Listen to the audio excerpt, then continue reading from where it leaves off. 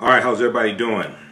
Hotep. Hey, this is Michael Imhotep, founder of the African History Network, host of the African History Network show. I'm a talk show host, researcher, lecturer, and writer. It is Friday, April 5th, 2019, and we made it through another week. Hope everybody's doing well. It's been a crazy week. A lot of people have been talking about the killing of Nipsey Hussle. A lot of people have been talking about Trump and the border, taxes, all different types of things, right?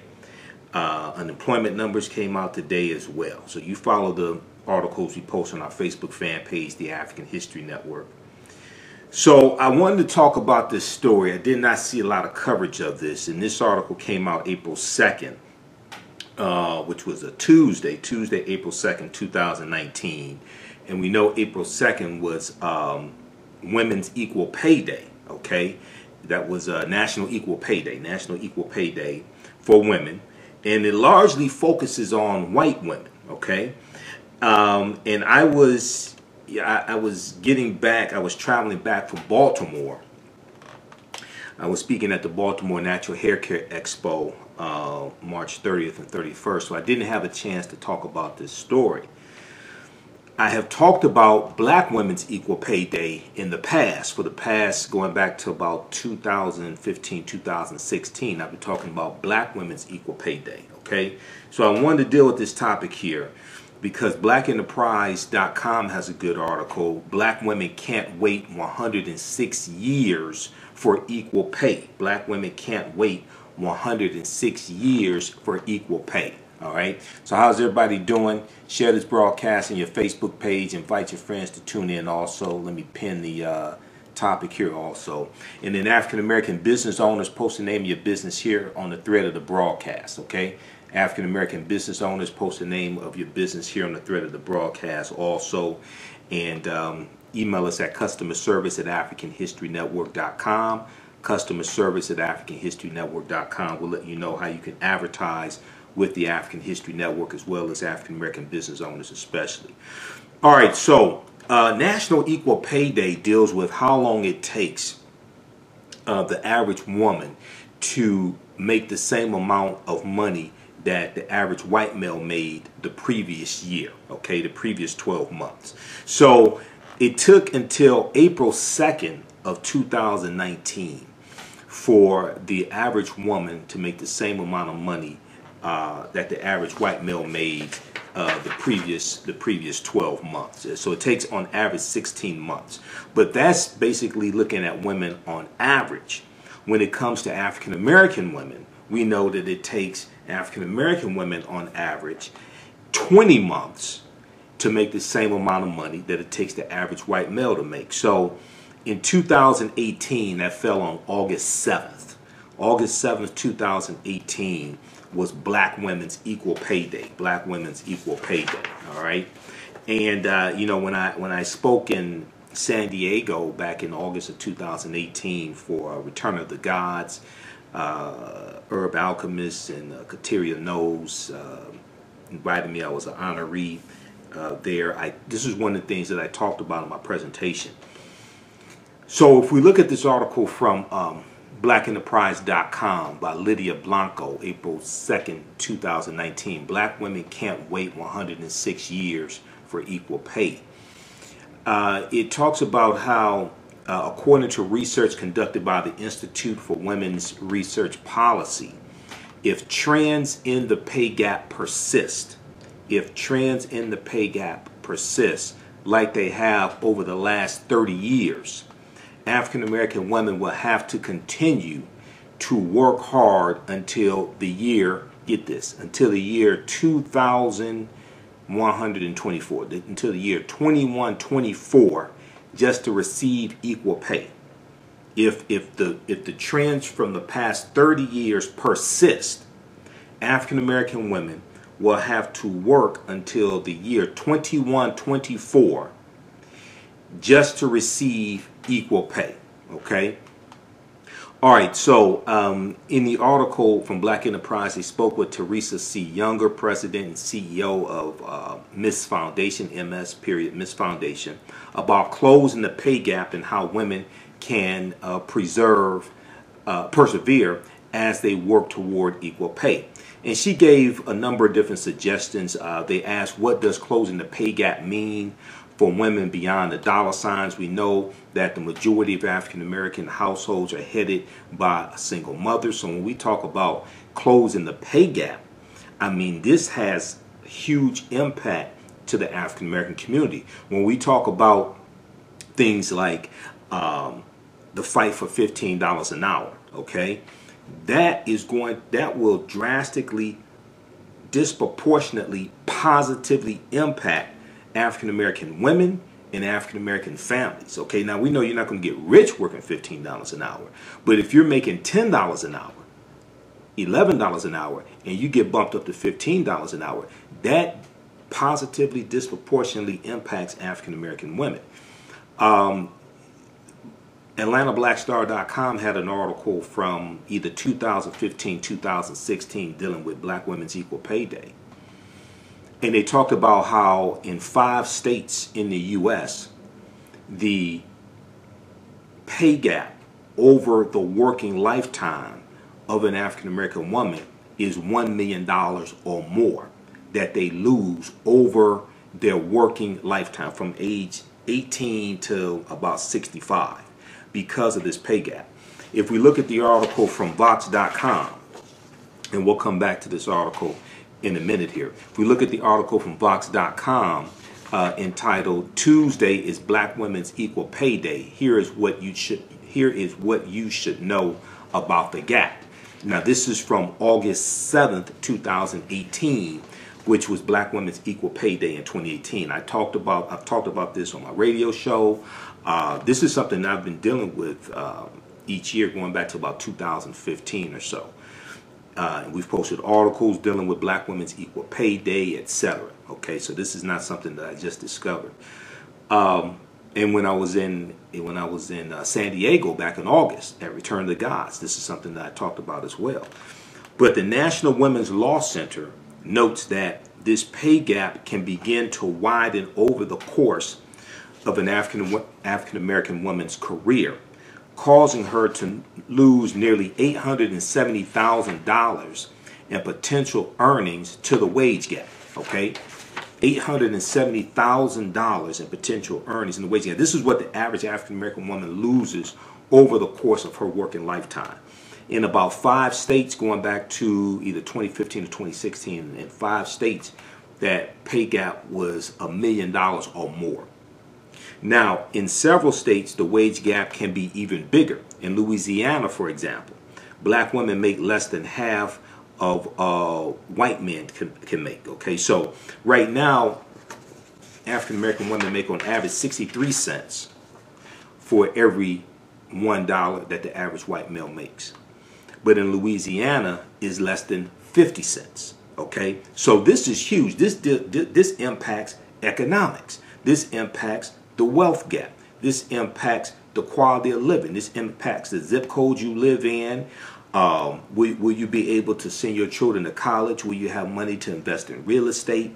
Will you have money to, this reduces the amount of money that African American women and African American families have to start businesses, etc. So this has wide-ranging impact, okay?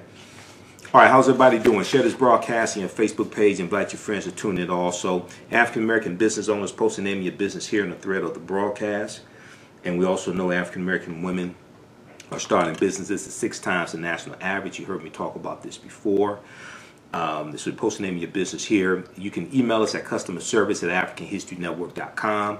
customerservice@africanhistorynetwork.com. We'll let you know how you can advertise on the audio podcast of our radio shows that we do Sunday nights, the African History Network show. Been doing that show for 9 years, 3 years on 9:10 a.m. the Superstation, WFDF in Detroit. And then also we put your 30-second to 60-second commercial into the audio podcast of a podcast we do throughout the week, like these here, the ones I've done on Nipsey Hussle, etc. Okay, so email us at customerservice@africanhistorynetwork.com. We have a special promotion right now. Get 3 months for the price of one. Get 3 months for the price of one. Okay, so let's go back to the first article from blackenterprise.com dealing with black women can't wait 106 years for equal pay. Okay, and they spoke with Teresa C. Younger, president and CEO of Miss Foundation, about closing the pay gap.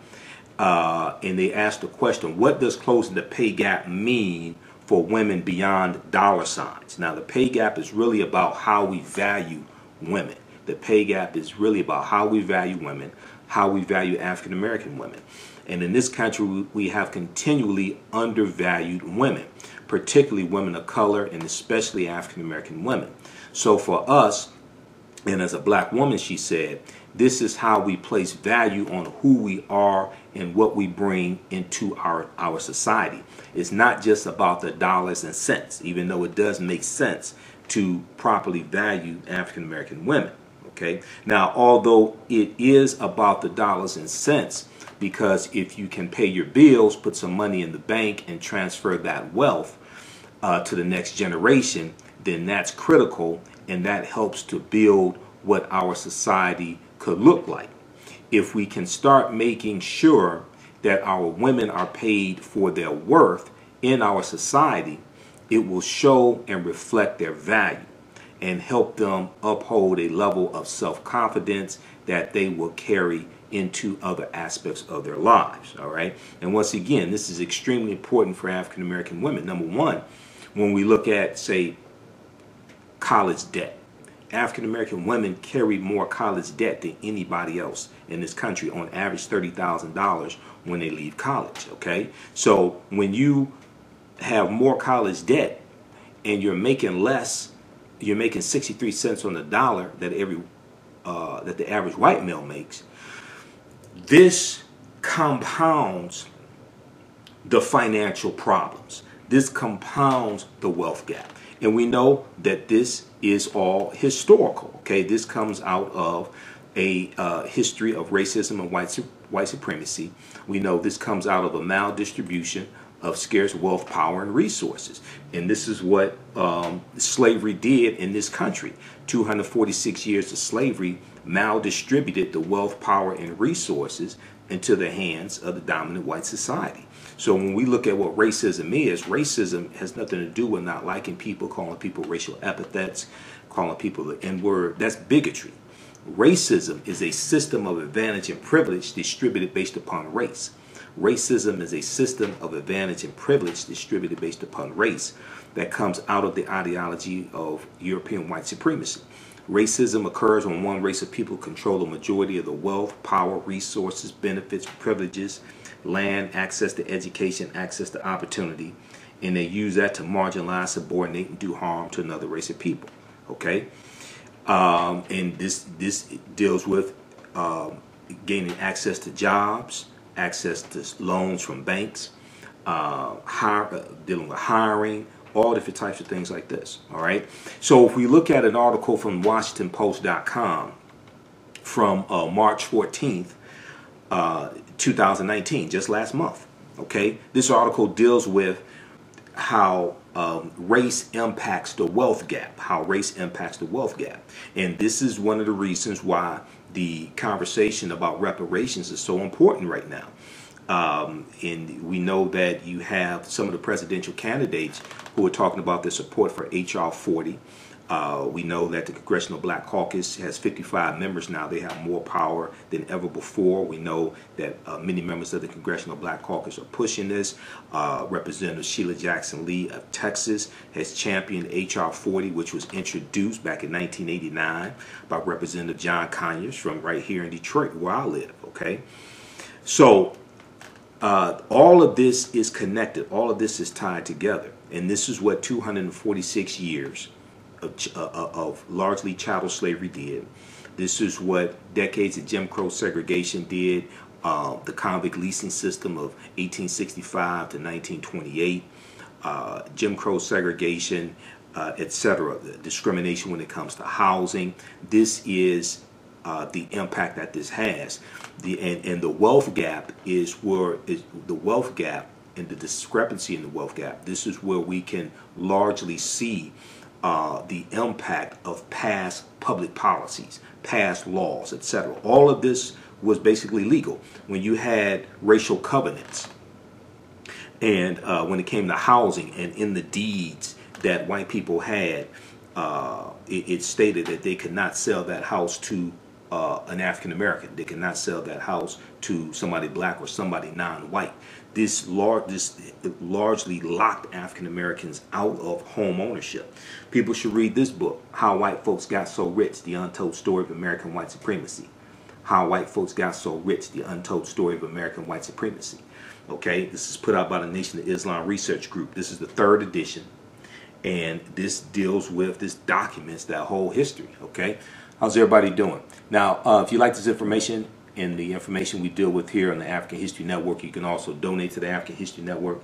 PayPal.me/the AHN Show, PayPal.me/the AHN Show, or go to our website, AfricanHistoryNetwork.com, AfricanHistoryNetwork.com.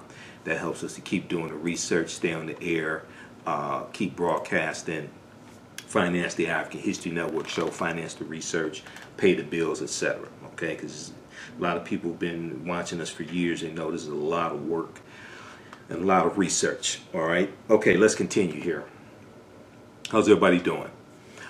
All right, so when we look at this article from Washington Post, this is from March 14, 2019, they talk about how few data points more clearly illustrate how decades of discrimination affected African Americans than the racial wealth gap.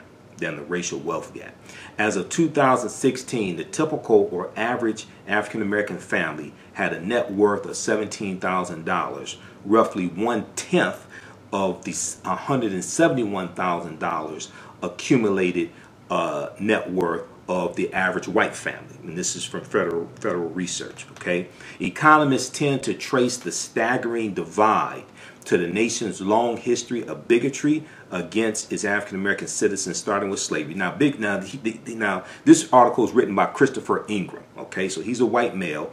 I think he means well, but we ain't talking about bigotry largely. We talk bigotry is part of it when we deal with lynchings, things like this. But we're talking about racism. Racism is the power structure.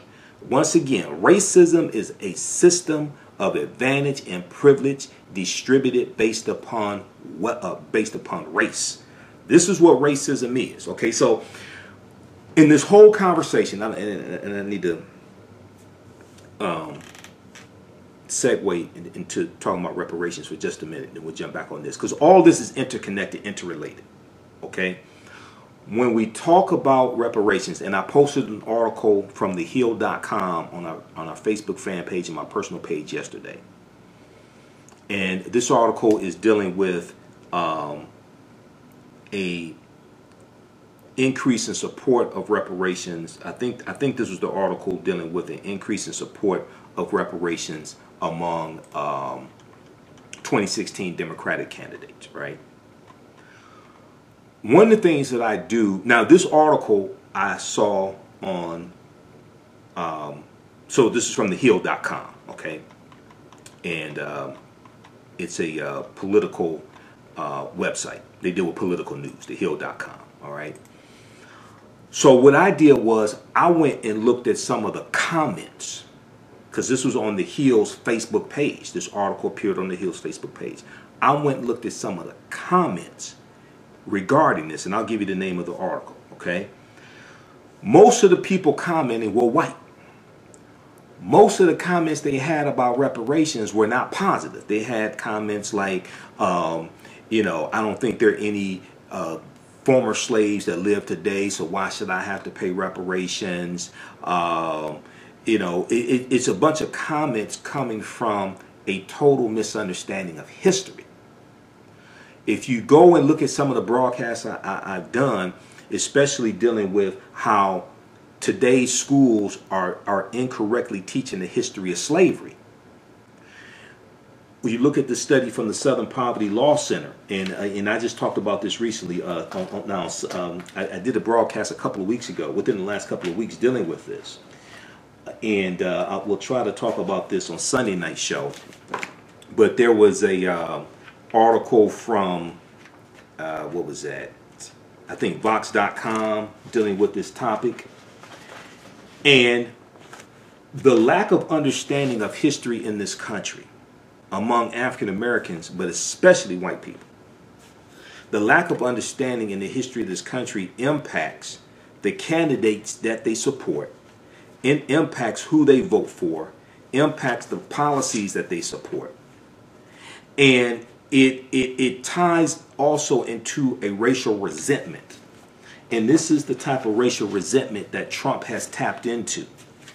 And this is a racial resentment that African Americans are not deserving of what they have, or they're not deserving of what they are demanding. They're not deserving of policies that they are asking for, that they are demanding to help correct these racial inequities. Okay, it comes from a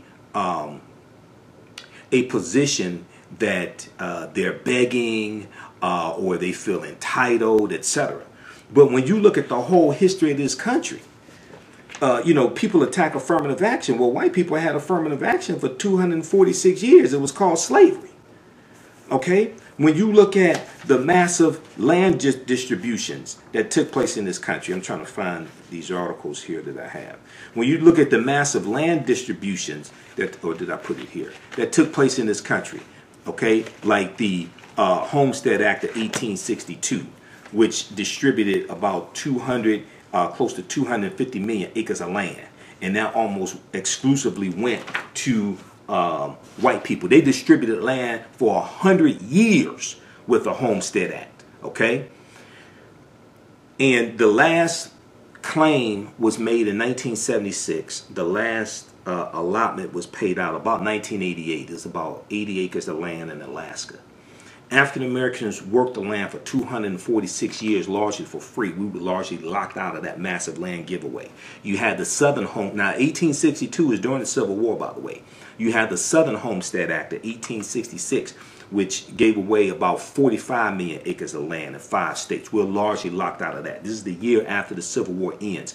And we saw white peasants, white immigrants coming to this country right after the Civil War ends. We see them coming to this country, and we're seeing them given land, but we were locked out of that land giveaway. We saw the Dawes Allotment Act of 1887, which gave away 138 million acres of land.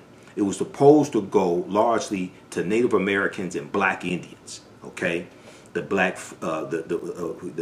Indians who were part of those Native American nations, etc. 2/3 of that land went to white people. This is how you got the $5 Indian, because white people found out about these land giveaways. They paid $5 to have their names added to the Dawes Rolls, ROLLS, which was kind of like a census.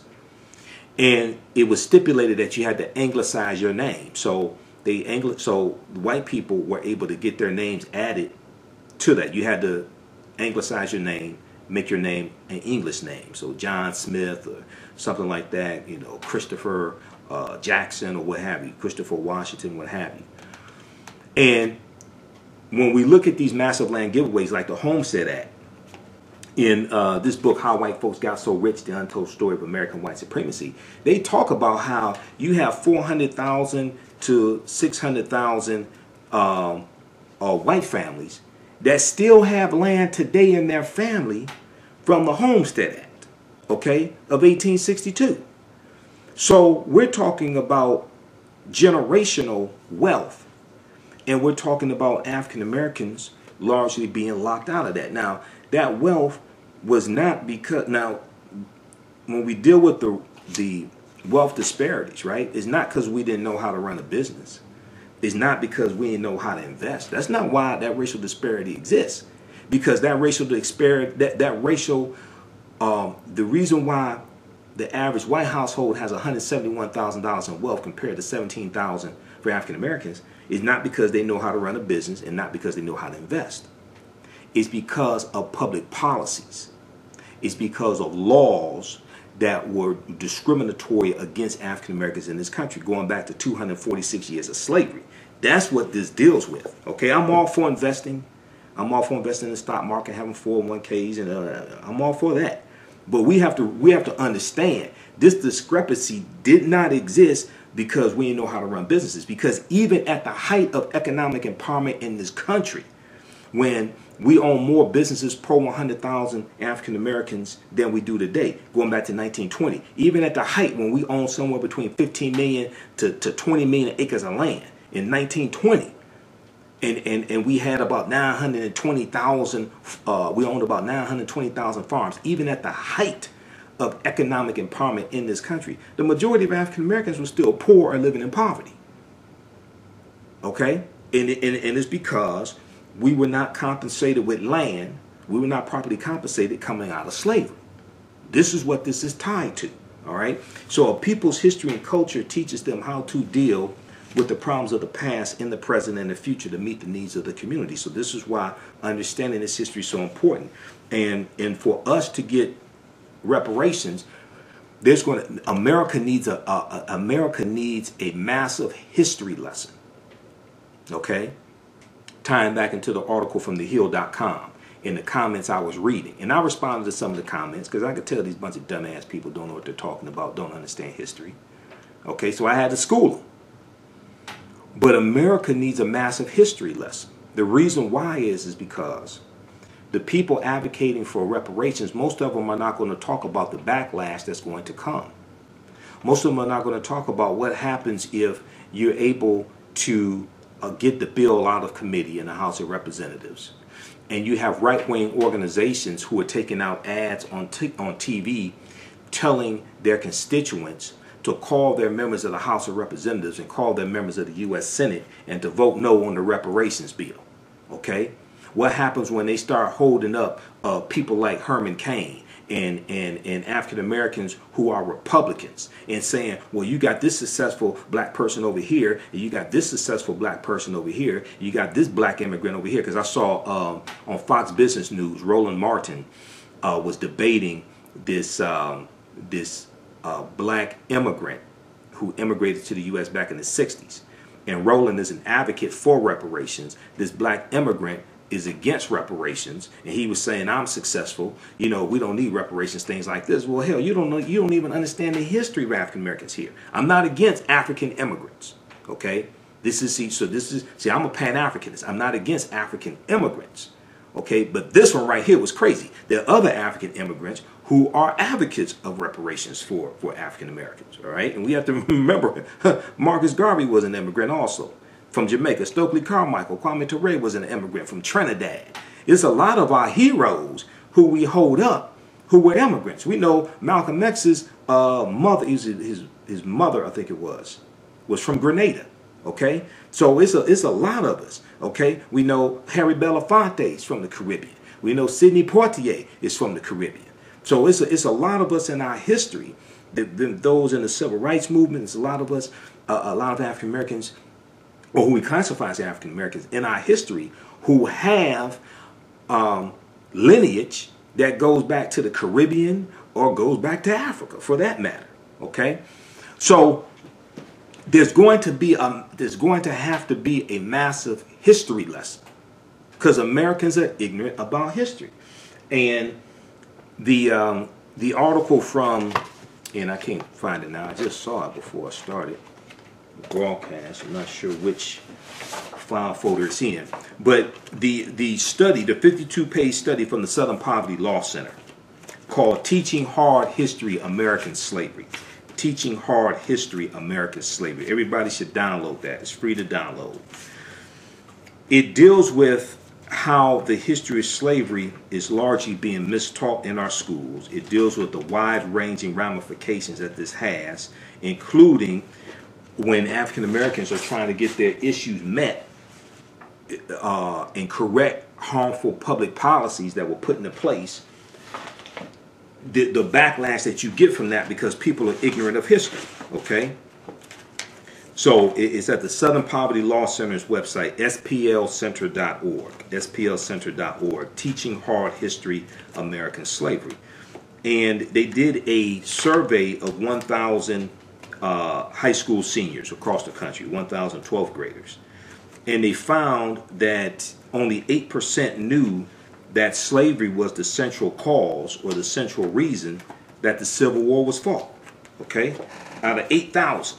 I'm sorry, out of 1,000, only 8% knew that the central reason why the Civil War was fought was because of slavery. Okay, it wasn't states' rights. That's that revisionist history. Okay, let me try to find this. I know I got this. I know I have this stack of articles here.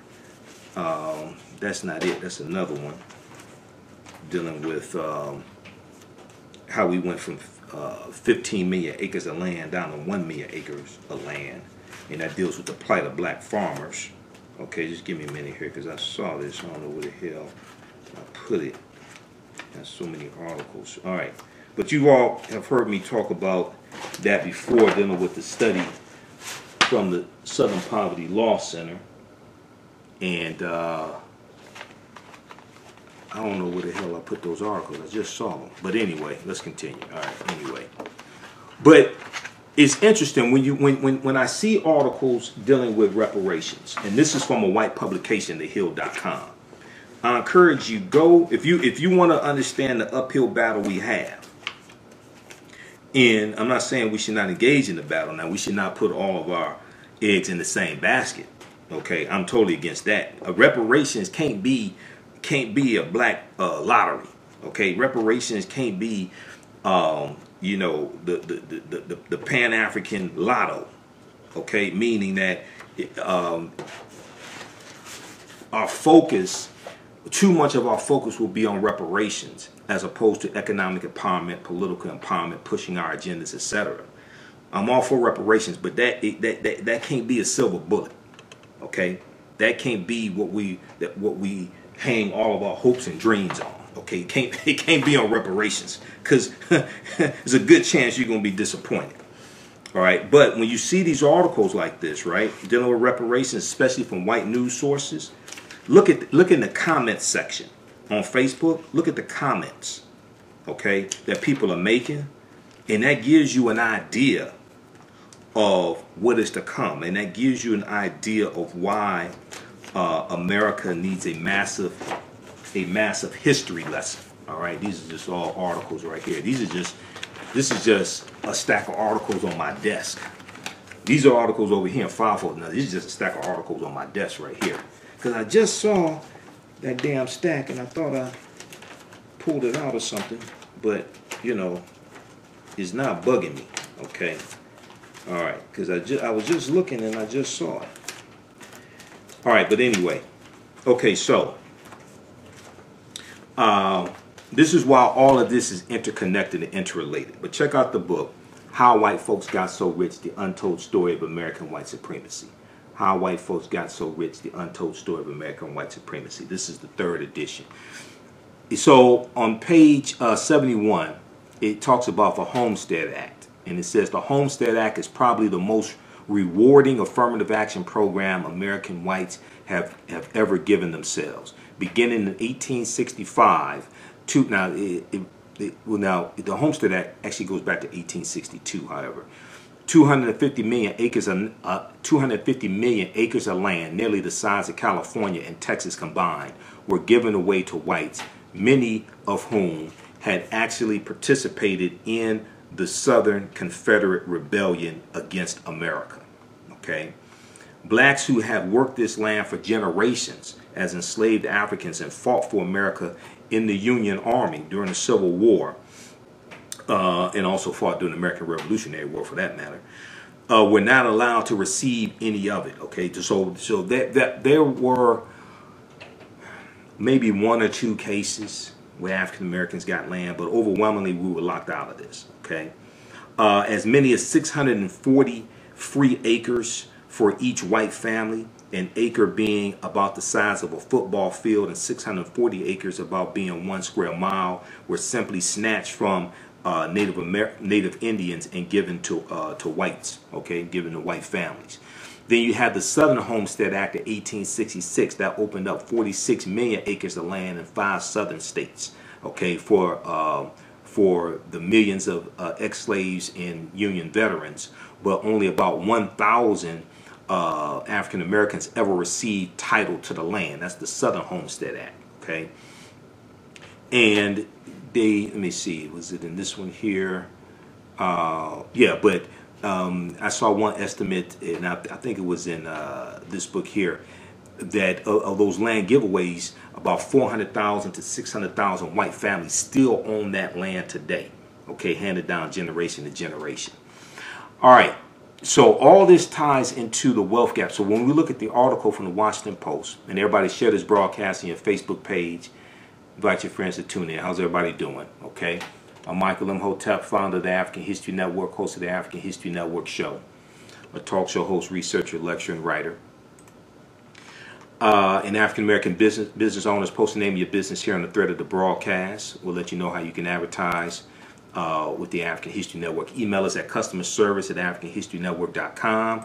Customerservice@africanhistorynetwork.com. And we have a special promotion right now. Get 1 month for the price of 3. And we take your 30-second to 60-second commercial and put it into the audio podcast of our radio show, the African History Network show that I do Sundays, and broadcasts we do throughout the week also. All right, each episode we get thousands of listeners. We have listeners across the country. I've been doing the African History Network show 9 years. March 10th was our 10-year anniversary. Okay, and we have David, we have Tim, Adrian, just a few of the people watching on Facebook. All right. So if we look at this article from Washington Post, a new explanation for the stubborn persistence of the racial wealth gap. Okay, they talk about how as of 2016, the average African American family had a net worth of $17,100, roughly 1/10 of the average white family, which is $171,000. Now, economists tend to trace the staggering divide to the nation's long history of, he said, bigotry, but it's actually racism against African Americans, starting with slavery. He got that right, starting with slavery, 246 years of slavery, but decades of discrimination after the Civil War played a role too, from the overt racism of Jim Crow laws to the more subtle forms of bias built into the New Deal. President Franklin Delano Roosevelt, who was a Democrat, but the policies from the New Deal, the GI Bill, which was created in 1944, the Federal Housing Administration, which was created in 1934, the Homeowners Loan Corporation, created in 1933, which created the redlining system, which was used by insurance companies and banks to label areas, high-risk areas. They just so happen to be mostly in the African-American community, and good investments in white areas, especially in the white suburbs that are going to be built after the World War II ends, and that comes out of the Federal Housing Act of 1947, which allows white people to put 3% down on low-interest loans and get homes built out in the suburbs. When African Americans try to take advantage of this, we're locked out of that. We're denied those loans, and when we try to use the Federal Housing Act to buy property in the African American community, it was labeled as high-risk areas based upon the redlining system created by the Homeowners Loan Corporation in 1933. All this deals with government policy. All of this deals with government policy, okay? So we have to understand this. All right, so the New Deal, the GI Bill, and many of the nation's economic and criminal justice policies in the 20th century. But there's less agreement on the exact mechanisms by which these policies contributed to such disparate financial outcomes. Some economists say it comes down to inheritance. That's accumulated wealth. How do they accumulate the wealth? Which allows families to build on the gains of preceding generations. Other researchers contend the difference can be found in the types of financial assets by black and white families. Okay, but all this comes out of white supremacy and racism. And then we also have to deal with how African Americans historically have been discriminated against by unions.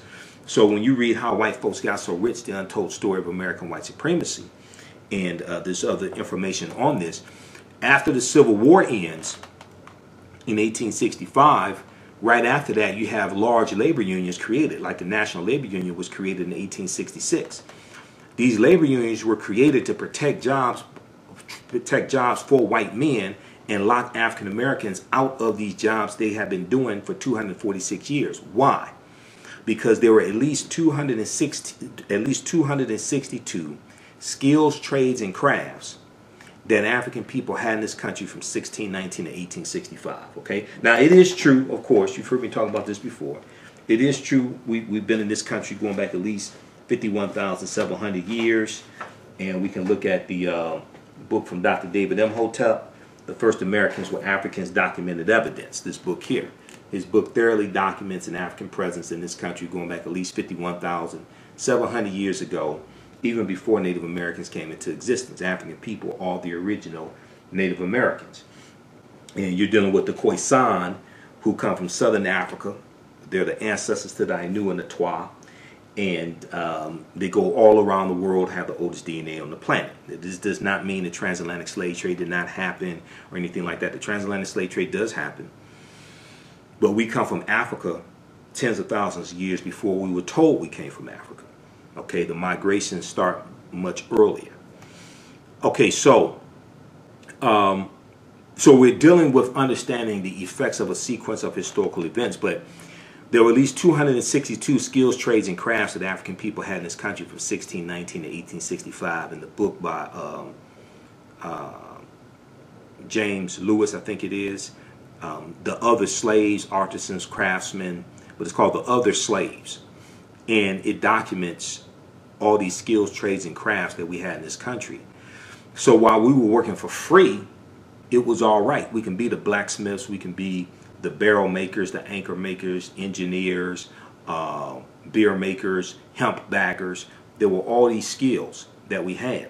When slavery ends and 4 million enslaved Africans are freed, now we can compete for wages. Now you have these white labor unions created, and they're locking African Americans out of these jobs that we did for free, and they're protecting these jobs for white men, and they're also allowing white immigrants coming into this country to join the unions and get these jobs as well. So from 1880 to, let me see, from 1865 to 1880 or so, somewhere around there, there were about 12 million European immigrants who came to this country. A lot of the jobs that they got should have gone to African Americans, because we were here already, we were doing the jobs, and our skills were as good as white people, in many cases better. All right, so all this ties into this history. All this ties into our conditions.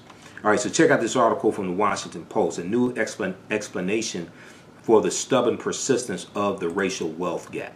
Okay, this is from March 14th, 2019. Okay, so this is an article that just came out. All right, let's continue here. And I'm not sure why I wasn't finding those main articles I was looking for, but they'll come up, they'll turn up like right after I finish the broadcast. I know it. Oh, you know what? I think it's in this stack here. I think that's why I couldn't find it, because I was going to talk about it on my show. Yeah, here it is here. That's why I couldn't find it. It's in the new stack. Okay. It's in the new stack of articles. I know I just saw it. All right. American schools can't figure out how to teach kids about slavery. American school. Now this is from Box.com. American schools can't figure out how to teach kids about slavery. So when we talk about reparations, we must understand that there's going to be have to be a massive re-education of the American populace, because all you have to do is look at the fight over Confederate monuments. And most people don't understand that Confederate monuments were erected, number one, after the Civil War ended. Two, largely erected to terrorize African Americans and to keep us in a subservient, low place in society. Okay? When you see people run around with what they call the Confederate flag, that's not the Confederate flag. That's the Confederate battle flag of Northern Virginia under General Robert E. Lee's army. That flag never flew over the Confederate States of America. So all you have to do is just listen to what a lot of these people say. You can tell they have no understanding of history. There were 3 flags that flew over the Confederate States of America from 1861 to 1865. That flag that's on the General Lee car on the Dukes of Hazzard, that flag was never one of those flags. That flag is not the Confederate flag. That's the Confederate battle flag of Northern Virginia under General Robert E. Lee's army. That flag, however, became popular once again in about 1948 because the Democratic Party pushed for the presidential election, 48 presidential election.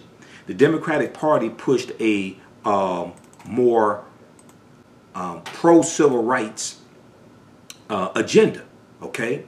And this caused a backlash against the Southern Democrats known as the Dixiecrats.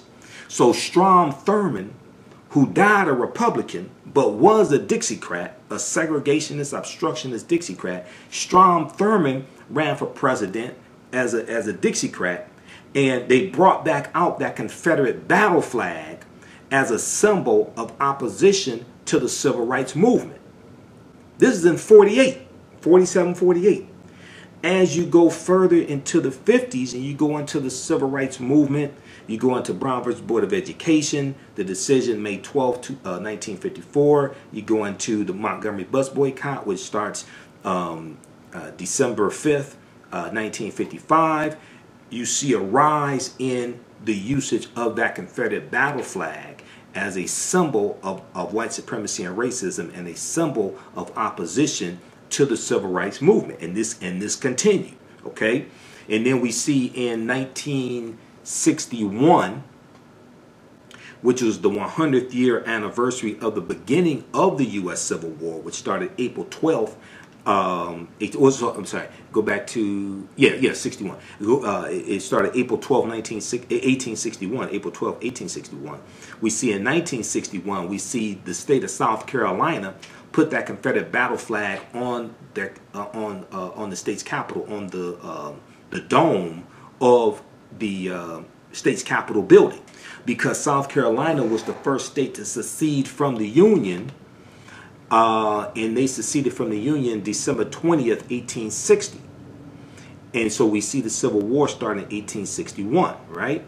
All right, so all this history is connected. Okay, so African-American business owners, share the name of your business, post the name of your business here on the thread of the broadcast. Also, visit our website, AfricanHistoryNetwork.com, AfricanHistoryNetwork.com. You can register for the online courses that I teach there. We have them all on demand. We have a 10-course online bundle pack, which includes Ancient Kemet, the Moors, and the Ma'afa, Understanding the Transatlantic Slave Trade, what they didn't teach you in school. That's a 14-hour 7-session online course that I teach. We deal with thousands of years of history. That 10-course online bundle pack is on sale right now, $40, regularly $130, okay? We're going to continue here. And then email us at customer service at AfricanHistoryNetwork.com, customer service at AfricanHistoryNetwork.com. Email us there. African American business owners will let you know how you can advertise with the African History Network also, okay? And we'll post some more of this information after we finish broadcasting. All right, so we know that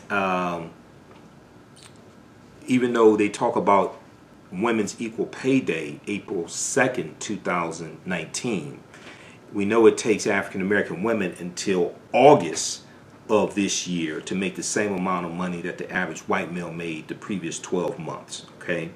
And we see that African American women are creating businesses at 6 times the national average as well, okay? If you look at the article from blackenterprise.com, Black women business owners outpace all other startups 6 times national average. You've heard me talk about this before, but this is true. So we see that if we look at the 2015 State of Women-Owned Businesses report commissioned by American Express Open, they found that minority-owned women increased from 1 in 6 in 1997 to 1 in 3 in 2015. Minority-owned businesses by women. Okay, minority businesses owned by quote-unquote minority women. When they break it down by race, they found that African American women ownership of businesses grew 322%.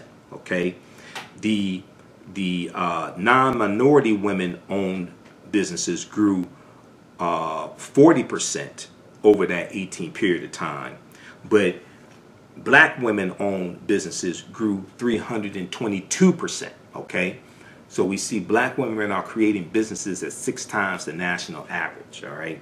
I think we're going to start broadcasting here. My battery's running low. Visit AfricanHistoryNetwork.com. Email us customer service at AfricanHistoryNetwork.com. You can also donate to the African History Network. PayPal.me/the AHN show.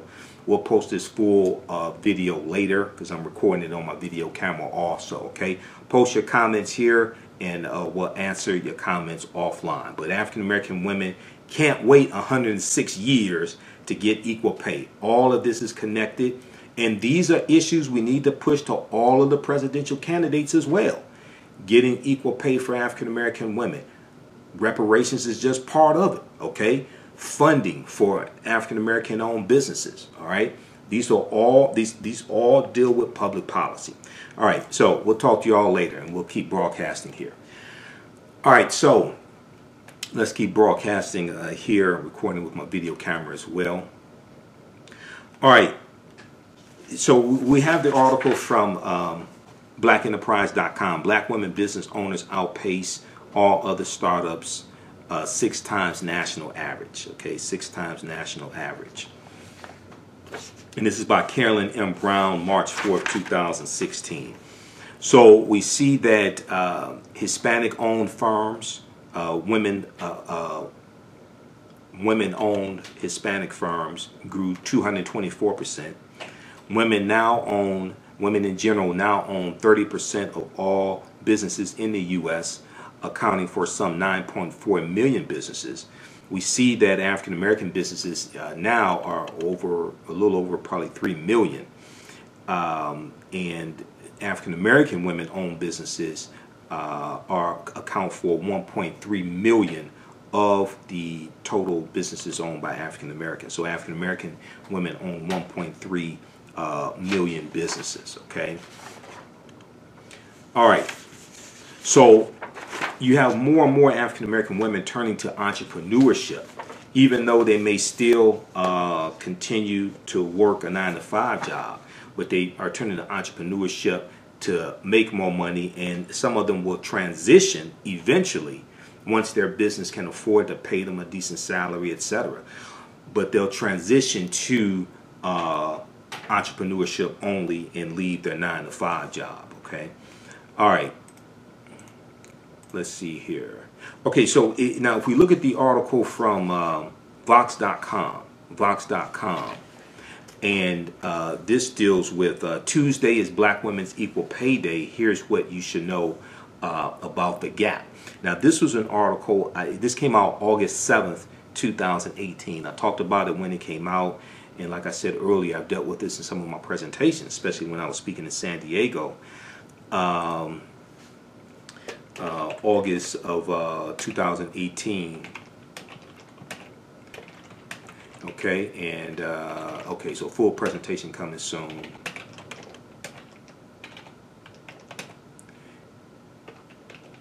And we'll answer some of the comments here. All right, let's continue here. Okay.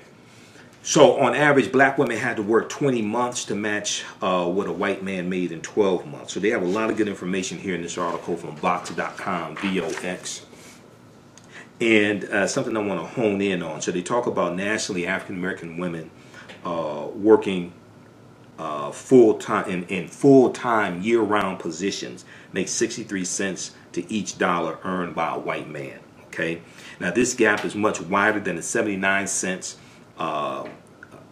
that white women earn for every dollar that the average white man makes, and 87 cents earned by Asian women.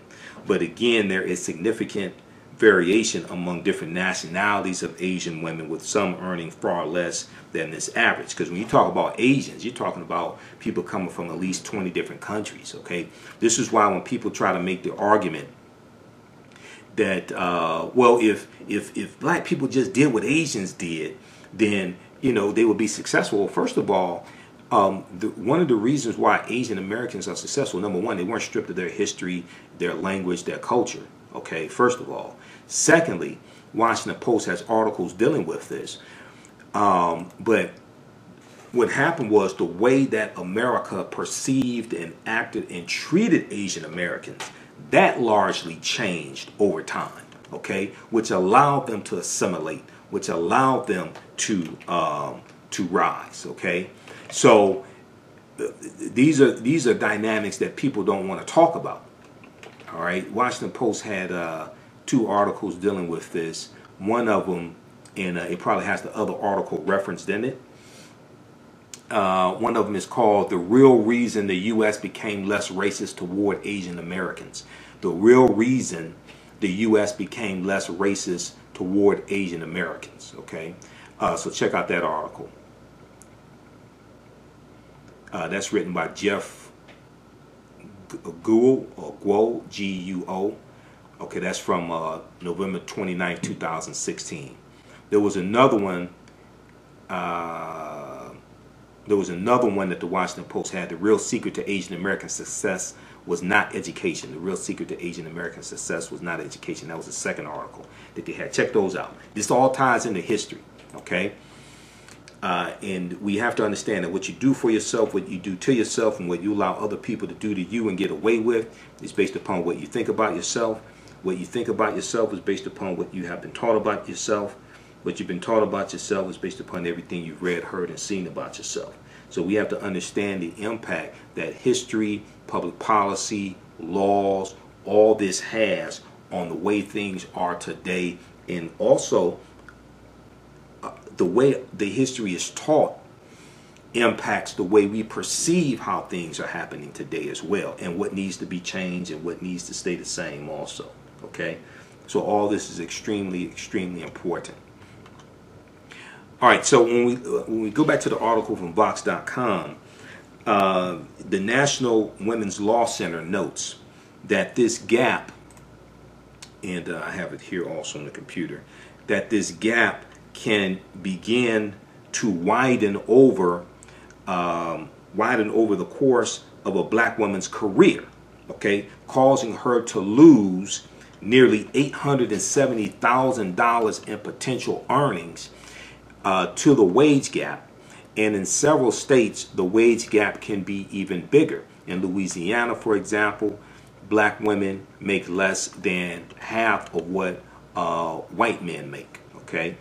And I'm going to see if I can pull up the article from AtlantaBlackStar.com, because there was one that I had from AtlantaBlackStar.com that dealt with this also, and that was from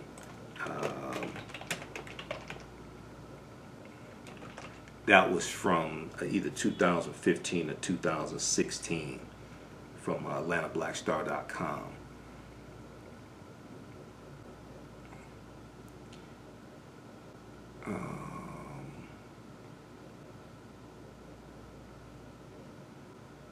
But just try to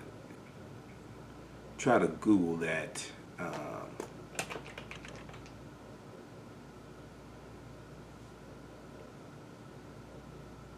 Okay, I think I have it here. We'll pull that up. All right, so now the gap between African American women's pay is due to several factors, according to Vox.com. A 2014 report. Okay.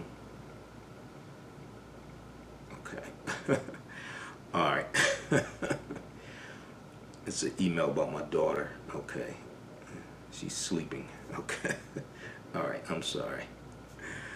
Okay. A 2014 report from the National Women's Law Center notes that women comprise some 2/3 of workers making $10.10 an hour or less. Okay, so in general, women comprise 2/3 of workers making $10.10 an hour or less. And of that group, okay, of that 2/3, nearly half of that 2/3 are women of color, making $10.10 an hour or less. Okay, nearly half of that 2/3 of employees that make $10.10 an hour or less, nearly half of that group are women of color. African American women were overrepresented in the low-wage workforce according to the National Women's Law Center, making up 10% of low-wage workers, but only 6% of the overall workforce. So African American women make up 6% of the overall workforce, but 10% of low-wage workers. Okay? Even so, the wage gap between African American women and white men can't be fully accounted for by differences in occupation or education. The gap opens up early. On average, African American women college graduates make 37% less than white males with the same level of education, and black women are saddled with far more student loan debt than their white peers, according to research from the American Association of University Women.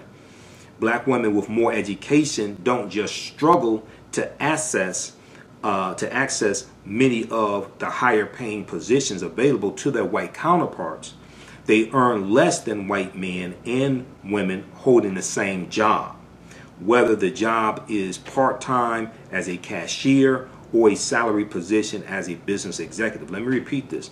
African American women with more education don't just struggle to access many of the higher paying positions available to their white counterparts. They earn less than white men and women holding the same job, whether the job is part-time as a cashier or a salaried position as a business executive. Now, in some geographic areas, the gap is even wider. A recent report on the wage gap for African American women living in New York City found that black women make roughly 57 cents for every dollar earned by a white man, a gap that is larger than both the national gap and the gap seen in the state of New York.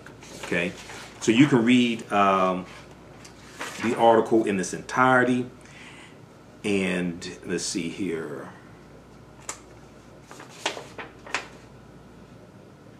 All right, so you can read the article in its entirety. There's a lot more to get to, but this is why public policy is so important.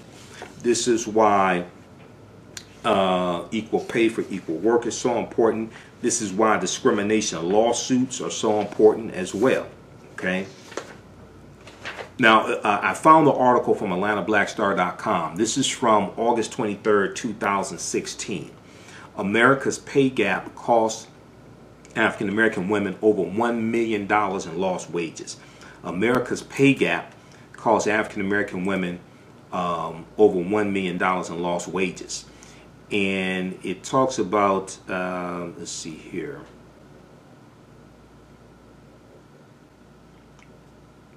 It talks about, according to the report from what is this from? National Women's Law Center. A recent report by the National Women's Law Center found that African American women are slated to lose more than $877,000 over a 40-year career compared to their white male counterparts. So $877,000 over a 40-year working career. This impacts where you live. Your zip code impacts the quality of schools largely your children go to. The quality of schools your children go to impact largely the colleges they go to, which impacts the type of careers that they have, which impacts where they live, which impacts where their children go to school. Okay, this impacts this can largely impact your credit score. When you have a higher credit score, you can get lower interest rates on mortgages, car loans, which impacts your overall financial makeup. This impacts your ability to buy real estate, to pass on to your family, real estate to generate revenue. This impacts your ability to invest in businesses, stock plans, 401k, etc. So this is huge. This is huge. A recent report by the National Women's Law Center found that African American women are slated to lose more than $877,000 over a 40-year career compared to their white counterparts. Quote, African American women shouldn't need more work. African American women shouldn't need to work more than 66 years to earn what a white man earns in 40 years, said Emily Martin, Vice President for Workplace Justice at the National Women's Law Center. Quote, if we don't act now this was in 2016, if we don't act now to ensure equal pay for many women of color, the cost of the lifetime wage gap will surpass $1 million. The cost of the lifetime wage gap will surpass $1 million.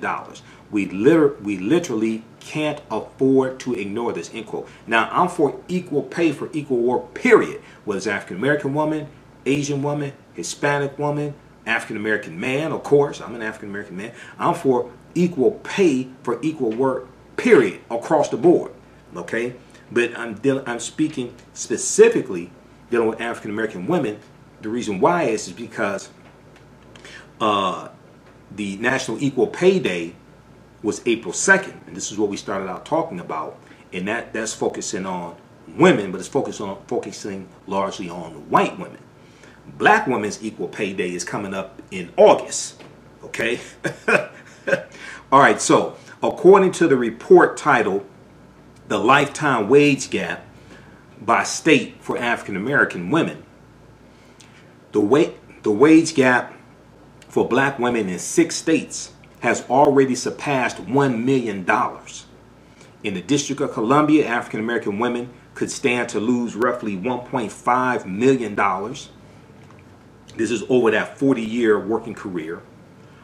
In New Jersey, $1.2 million, $1.1 million in Connecticut, $1.1 million in Louisiana, is $1,046,000 in California, and $1,022,000 in Massachusetts.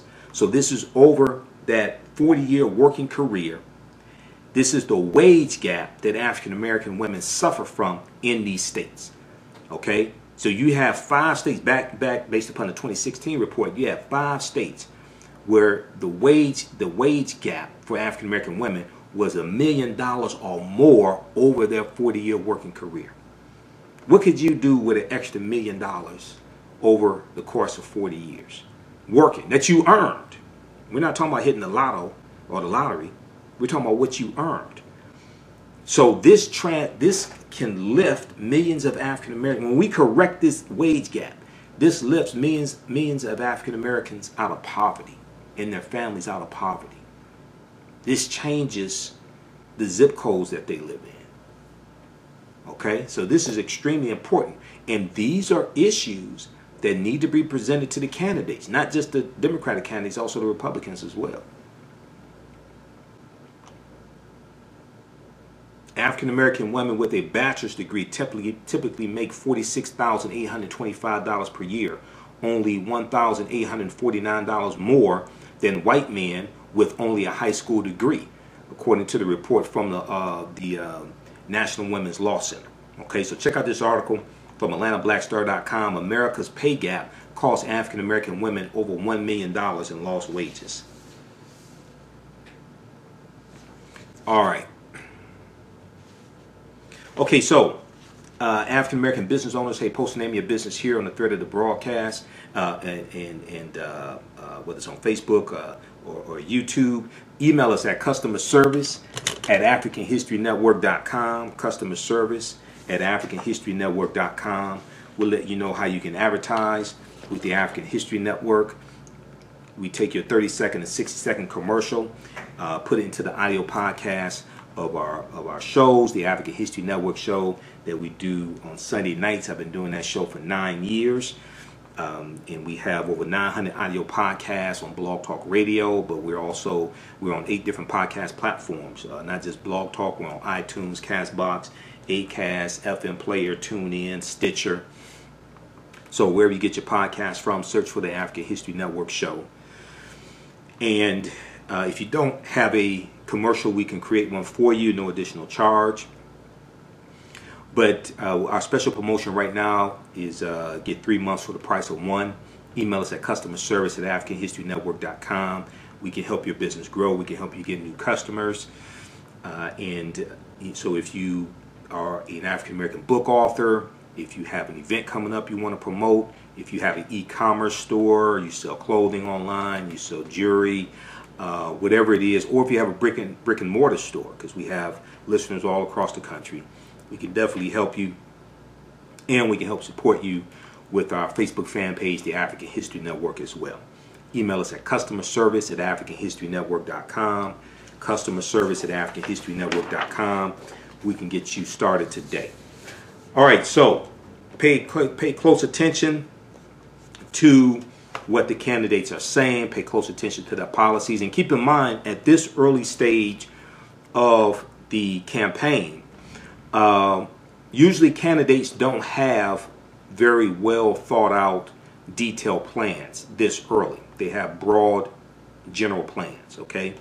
But this is why it's important during this period of time for African Americans and our various organizations to put together comprehensive African American agendas so we can push these issues to the candidates. We have standards to hold the candidates to, and our organizations should be having meetings with these candidates, pushing our agendas to them, finding out where they stand on the issues also, okay? This is very important, so it doesn't come down to personality. And we should be pushing our issues and our agendas to the Republican candidates as well. We know that back in March of 2017, the Congressional Black Caucus leadership met with Donald Trump and his team, the Donald Trump administration. They presented a 125-page agenda called "We Have a Lot to Lose, We Have a Lot to Lose." It's a fantastic agenda. And, you know, I'm a friend of Dr. Claude Anderson. Dr. Claude Anderson is one of my teachers. Powernomics is an excellent book. There are elements we could take from Powernomics to put together a very reasonable African American agenda, but we need to present it to all the candidates. We need to present it before the election. Now, it's important to understand they're not going to agree to everything. No candidate in general. If you present 20 policies, most of the time a candidate is not going to agree to all 20. But you have to go and you have to see whose policies best match up with yours. Who can you get the most from, and who has the best chance of winning? Okay? Putting back at somebody who's only polling at 1 or 2% doesn't make sense. That's a wasted vote. Who has the best chance of winning? But also, who can create the environment through their bully pulpit? Who can create the environment for you to push your issues and agenda the farthest and get the most accomplished after the election? And also, who is going to protect the policies that are already in existence that benefit you? So we have to understand political self-defense. Who's going to protect those gains that we've made? Who's going to protect those policies already in place? Who's going to reverse the damage that Trump has made in reversing policies from the Obama administration? Who's going to put those policies back in place? Who's going to do those executive orders to reverse the executive orders Trump has put in place? So we have to understand how all of this intersects, how all this comes together. We have to understand all of these dynamics. Okay? All right. So follow us on our Facebook fan page, the African History Network. Turn on the notifications so you know when we go live. Follow us on our YouTube channel, Michael Imhotep, Imhotep. Click on the bell because it lets you know when we upload new videos or go live. Subscribe to us as well. Follow us on our Twitter page, The AHN Show, The AHN Show on Twitter, and Michael Imhotep, Imhotep on Instagram. Listen to the African History Network show every Sunday, 9 p.m. to 11 p.m. Eastern Standard Time on 9:10 a.m. the Superstation, the future of radio. But we have the podcast at our website, AfricanHistoryNetwork.com, and we're on 8 different podcast platforms also. So wherever you get your podcasts from, search for the African History Network show. Okay, remember at the African History Network, we focus on educating, empowering, and inspiring people of African descent throughout the diaspora and around the world, because right now it corrects wrong behavior. What you do for yourself, what you do to yourself, and what you allow other people to do to you and get away with is based upon what you think about yourself. What you think about yourself is based upon what you have been taught about yourself. What you've been taught about yourself is based upon everything you've read, heard, and seen about yourself. Okay? And people may be looking at my shirt. I'm wearing my Colin Kaepernick shirt. I'm not going to stand for a flag that oppresses black people and people of color. That was the actual quote that he said. Okay? It cut off some of the quote, but his actual quote was, I'm not going to stand for a flag that oppresses black people and people of color. That was the full quote.